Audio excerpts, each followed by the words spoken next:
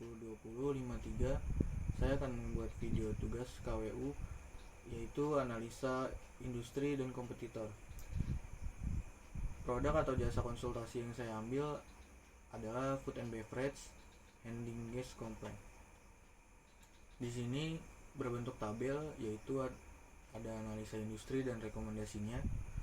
Untuk analisa industri, yang pertama ada kecenderungan tren industri, diidentifikasi berdasarkan tren dan status. Trennya itu yang pertama kecenderungan lingkungan, karena peningkatan income penduduk, yaitu berstatus sedang, biaya logistiknya berstatus rendah, peningkatan kesehatannya berstatus tinggi, dan perkembangan teknologinya berstatus sedang. Rekomendasi yang saya ambil itu adalah akan segera diwujudkan rencana bisnis yang sudah diatur. Tren bisnis yang kedua, startup, digital, media, copywriter, jasa desain grafis, pelatihan online, jasa internet, marketing, produk atau jasa sektor real, yaitu berstatus rendah. Rekomendasi yang saya ambil adalah online delivery.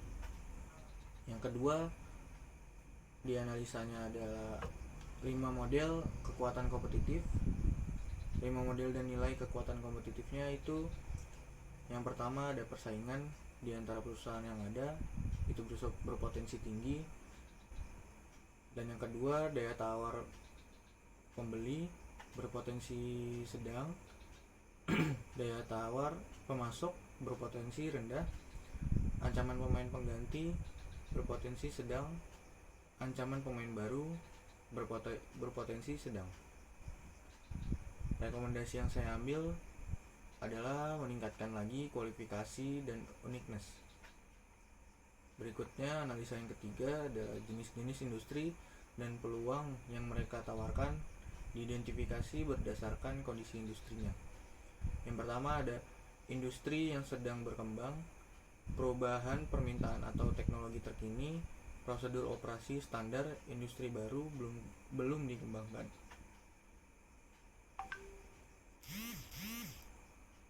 Ancaman berpotensinya itu yaitu tinggi. Yang saya ambil rekomendasinya adalah lebih mengembangkan teknologi Internet of Things.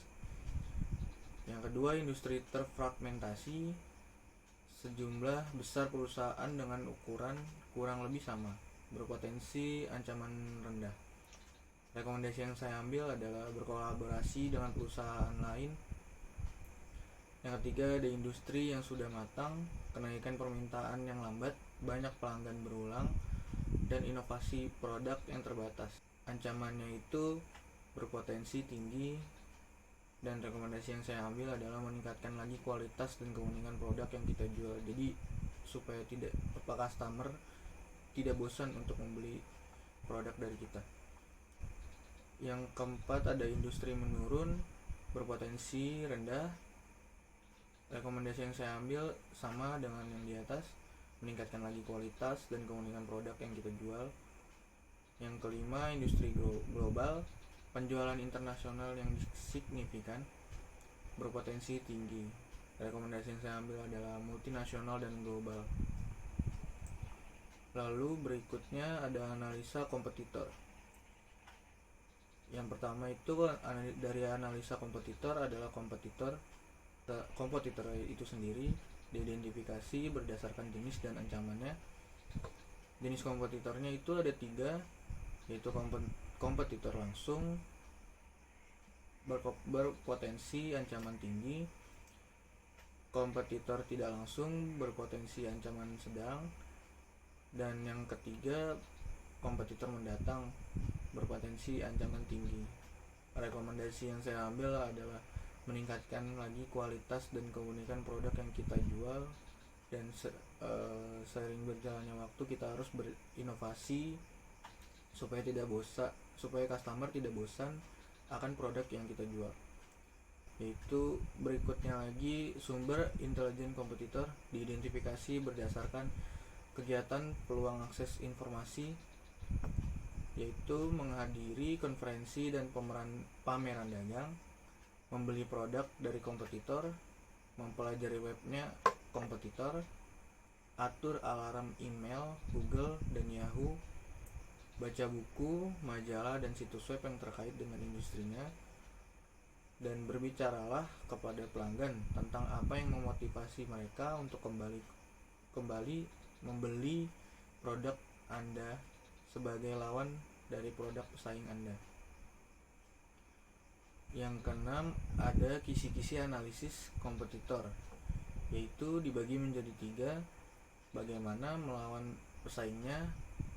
Rekomendasinya itu yang pertama ada amati dan pelajari saingan usaha kita. Yang kedua, kuatkan karakteristik usaha kita. Yang ketiga, amati, tiru, dan perbarui. Yang keempat, beri potongan harga atau diskon. Yang kelima, tingkatkan dan perbaiki komunikasi ke konsumen atau customer. Yang terakhir, bersikap jujur, karena itu sangat penting di dalam industri dan